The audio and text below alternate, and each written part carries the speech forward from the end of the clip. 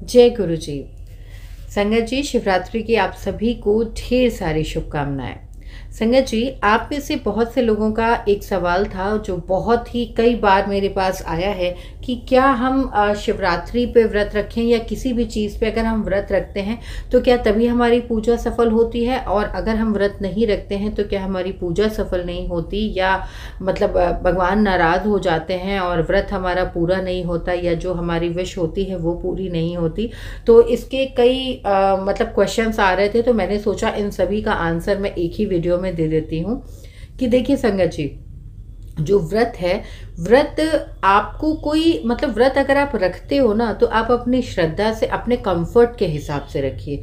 कोई मैंडेट नहीं है कि नहीं आपको व्रत रखना ही रखना है। व्रत नहीं रखोगे तो भगवान नाराज हो जाएंगे, आप व्रत नहीं रखोगे तो पूजा सफल नहीं होगी, आप व्रत नहीं रखोगे तो आपकी जितनी भी इच्छाएं हैं वो पूरी नहीं होंगी, भगवान नहीं मिलेंगे। ये सब एक मिथ है, ये एक वहम है। मतलब जो लोग रखते हैं और जिनका इन पर पूरा विश्वास है, मैं उनकी किसी को भी मैं किसी की भावनाओं को कोई हर्ट नहीं करना चाहती हूँ, ना कर रही हूँ। अगर किसी को भी हर्ट होता है तो उसके लिए मैं पहले ही क्षमा मांगती हूँ।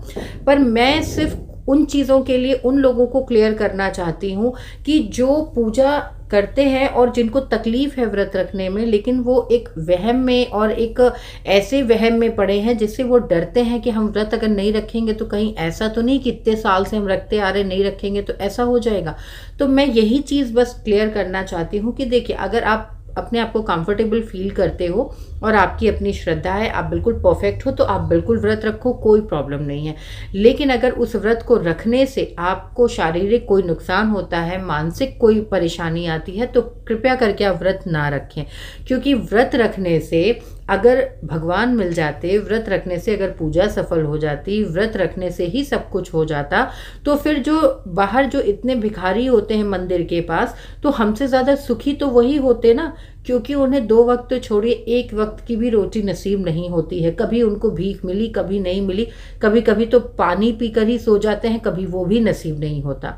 तो अगर उनका व्रत अगर ऐसे देखा जाए तो 7 दिन होता है, हफ्ते में 7 दिन होता है ना। तो व्रत रखने से भगवान नहीं मिलते, व्रत रखने से भगवान खुश नहीं होते, व्रत रखने से आपकी पूजा नहीं सफल होती। ऐसा कुछ भी नहीं है कि नहीं व्रत रखेंगे तो ही मेरी पूजा पाठ सफल है, ऐसा नहीं है। ठीक है, पूजा आप करते हो अपने श्रद्धा भाव से करते हो तो हमेशा करो। व्रत रखने का देखिए, उसका भी एक लॉजिक था, एक रीज़न दिया गया था कि लाइक व्रत हमें क्या सिखाता है। आप खुद मतलब सोचो ना कि व्रत आपको क्या सिखाता है। व्रत जब हम रहते हैं तो बहुत सी चीज़ें अच्छी लगती हैं, जैसे हम डेली रूटीन में क्या करते हैं कि बहुत अच्छे अच्छे खाने खाते हैं, पर व्रत के दिन क्या करते हैं, कहीं पे भी खाना बन रहा हो लेकिन हमारा अपने मन पर इतना कंट्रोल होता है कि हम नहीं खाते हैं। क्यों नहीं खाते? क्योंकि हमें पता होता है कि हम व्रत है। तो व्रत आपका एक कंट्रोलिंग पावर है, मतलब वो आपको कंट्रोल करना सिखाता है आपकी इच्छाओं पर। जैसे कि आप खुद सोचो, आप 7 दिन अगर ऑफिस जाते हो, 6 दिन आप अगर ऑफिस जा रहे हो, तो जो एक दिन का संडे जो 7वां दिन होता है वो आपको रेस्ट करने के लिए मिलता है ना। क्योंकि 6 दिन में हम भी बहुत थक जाते हैं, तो मन करता है कि एक दिन हमें रेस्ट का टाइम मिलना चाहिए, तो हमें संडे मिलता है। उसी तरीके से हमारी बॉडी तो दिन रात वर्क करती है।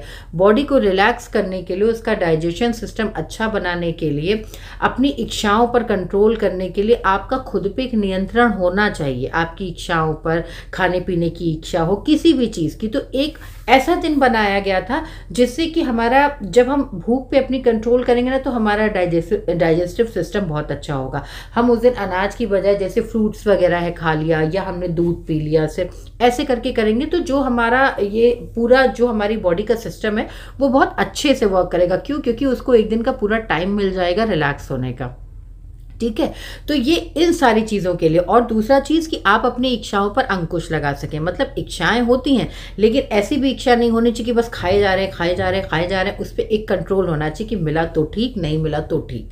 ठीक है, जितनी आपकी आपकी शरीर को ज़रूरत है आप उतना ही खाएं। तो ये सारी चीज़ें, व्रत हमें एक कंट्रोलिंग पावर है, वो हमको एक कंट्रोल करना सिखाता है। इस वजह से व्रत ज़रूरी है। लेकिन अब आप ये सोचो, आज आप व्रत रह रहे हो, भूखे पेट रह रहे हो, दूसरे दिन आपको गैस की प्रॉब्लम हो गई, दूसरे दिन आपको एसिडिटी प्रॉब्लम हो गई, आपका सर दर्द हो गया या आपका डाइजेशन सिस्टम थोड़ा सा बिगड़ गया, तो आप ये बताइए क्या वो व्रत आपको क्या सुख देगा? दूसरे दिन वो व्रत आपको तकलीफ ही देगा ना। और देखिए रही बात, अगर आप गुरु जी की संगत हैं तो आपको ये पता होना चाहिए कि गुरु जी हमेशा कहते थे कि तुम अपनी सालगिरह में तो 56 भोग बनाते हो और मेरी सालगिरह पे तुम भूखा रखते हो, मुझे भूखे रहते हो, मुझे अच्छा नहीं लगता।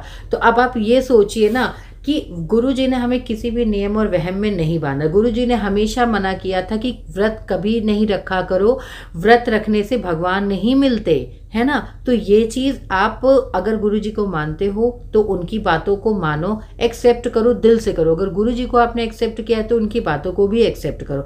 तो ये अपने दिमाग से वहम निकाल दीजिए कि अगर आप व्रत रखेंगे तो ही शिव जी आपसे खुश होंगे या तो ही भगवान आपसे खुश होंगे, ऐसा नहीं है।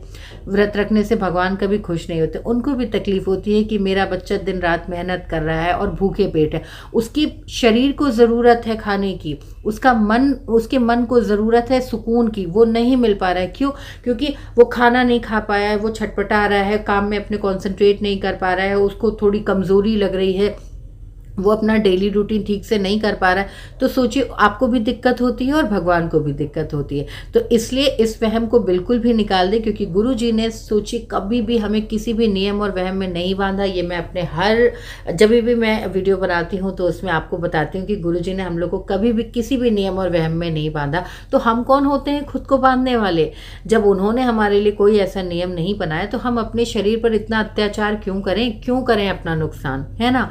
तो इसलिए इस वहम से बिल्कुल फ्री हो जाइए कि अगर आप व्रत नहीं रखोगे तो भगवान खुश नहीं होगा, आपकी पूजा सफल नहीं होगी, आपकी विश नहीं पूरी होगी, ऐसा कुछ नहीं है। आप व्रत नहीं भी रखेंगे ना, आप कुछ भी, आप सोचिए रोज दिया भी नहीं जलाएंगे तो भी भगवान खुश हैं, आप रोज घंटी नहीं बजाएंगे तो भी भगवान खुश हैं, आप रोज भोग नहीं लगा रहे हैं तो भी भगवान खुश है।